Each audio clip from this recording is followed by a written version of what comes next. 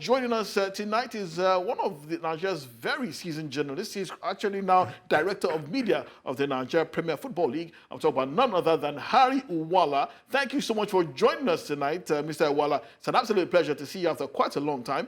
And I can see that you are flying your affiliations, club-wide affiliations, quite highly. But let's get to the issues regarding Beyond Limits Football Club, Remo Stars. Now, that phrase saying in that statement saying that there seemed to be a conflict of interest regarding the ownership of Remo Stars and Beyond Limits Football Academy. But there are those who are very vehement in saying that what is good for the goose is good for the gander.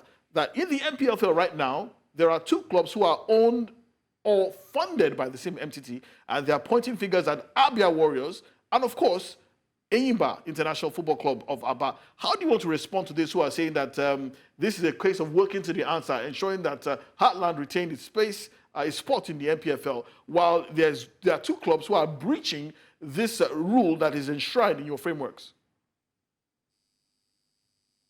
Well, thank you for the opportunity to be on your show this night. And let me start off by saying, number one, what's special about Heartland being in NPFL? There's no interest in keeping Heartland in the NPFL. Then talking about what you said, Abia Warriors and Enyimba, a simple thing to do is to do a search at the Corporate Affairs Commission, where the clubs as corporate entities are registered. So you find out the board of Abia Warriors and the board of Enyimba. They are not from the same, at least from what is available at the Corporate Affairs Commission. But if any person has any concrete evidence to prove otherwise, the person is free to forward it to not just the NPFL, forward it to the Nigerian Football Federation. That's the sole authority on football in Nigeria. Back to the Beyond Limits Academy. The owner of Beyond Limits has not disputed limits. If the owner has disputed it, he wouldn't have also asked that situation again. Hello, can you hear me? Can you hear me, Mr. Iwuala? Yes. Yes. Okay, so how do you respond to those who say that, okay, yes, it does say in the CAC documentation that Abia Warriors is owned by a different entity, Enyimba is owned by a different entity, but what about those who say that the funding comes from the same source, which is the Abia state government? Does that not prove ownership? And if I do recall recently, when the new management or the new chairman of Abia Warriors was unveiled and the new chairman of Enyimba were unveiled, both of them gave, in their statements, were unveiled by the Abia state government and also gave tribute to the Abia state government. I'm sure that Ikorodu United may want to do something in Lagos and go to the governor of Lagos State as the host state. And like I said, what we use is documentary evidence. And if anybody has any proof that the source of funding is the same, I said the person is free to bring it forward, not just to the NPFL, the NFL. Okay, I think you have a question. Yeah, Harry. And let me add again.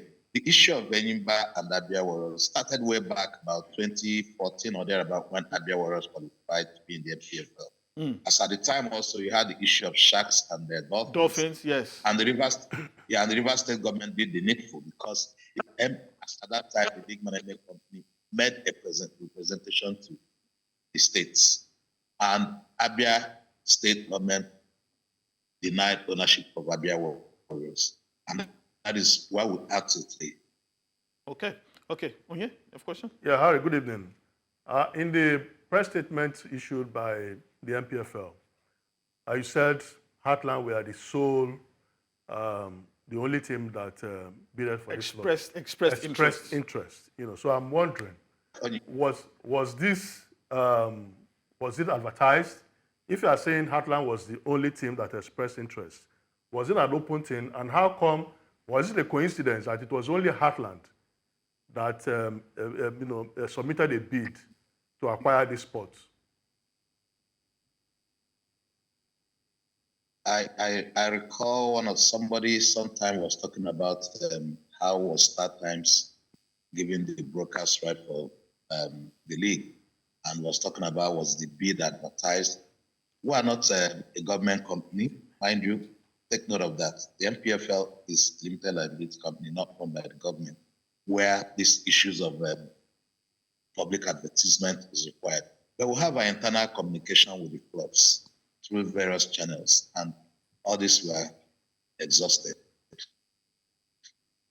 Okay, I think that's fair. Gentlemen, any more questions for Mr. Iwuala?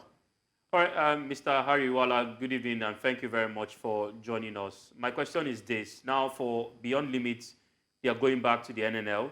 Should they get an opportunity or get a promotion next season or next 2 seasons, are we going to go through the same process of having to give the slot to a relegated team? Will it continue like this? And what measures are being put in place by the board to ensure that we don't have such kind of reoccurrences, especially with Beyond Limits going back to the NNL and hoping to come back again to the NPFL? I don't want to second guess what Beyond Limits will be doing, but suffice it to say that this issue is supposed to be determined by the Nigerian Football Federation. That's one. Secondly, it's not wedding blades. If you really check football, professional football regulations, Beyond Limits actually shouldn't even have played in the NNL. That's something that should have been very clear from the beginning. And let me also add something else again. Perhaps the NPFL rules did not contemplate this kind of situation where a club that was not supposed to play in NNL played there and qualified for the NPFL. Our regulation strictly guards within the NPFL. So these are, sometimes when public discourse comes up, people go about it confrontationally without providing solutions. And if somebody will put head together and get to the NFF and say, look, the question you just asked me now, this thing may turn up again. Perhaps Beyond Limit may have to divest and have another ownership. But for now, I believe that decision rests with the Nigerian Football Federation. Should Beyond Limit play professional football, or should they operate perhaps at the level of an academy or amateur club? But I think a solution which, I'm not really giving this, perhaps ownership should be divested. Okay, very quickly, Oye, I think I have a final question, very quickly. Yeah, Harry, please give me clarity. You just said Beyond Limits shouldn't have played in the NNL. What did you mean by that? The same reason of conflict of interest. For instance, if Beyond Limit were to play Remo Stars in a Federation Cup, there's a conflict of interest, which is why I'm saying it goes back to the Nigerian Football Federation, which governs and supervises club licensing regulation in Nigeria. Okay, well, we've been speaking with Mr. Harry Iwuala, who is a key member, director of media of the NPFL. Thank you so much for joining us tonight. It's been an absolute pleasure having you on the show and providing clarity on some of these issues that have been particularly contentious to Nigerian football fans. Thank you so much for your time, Mr. Iwuala.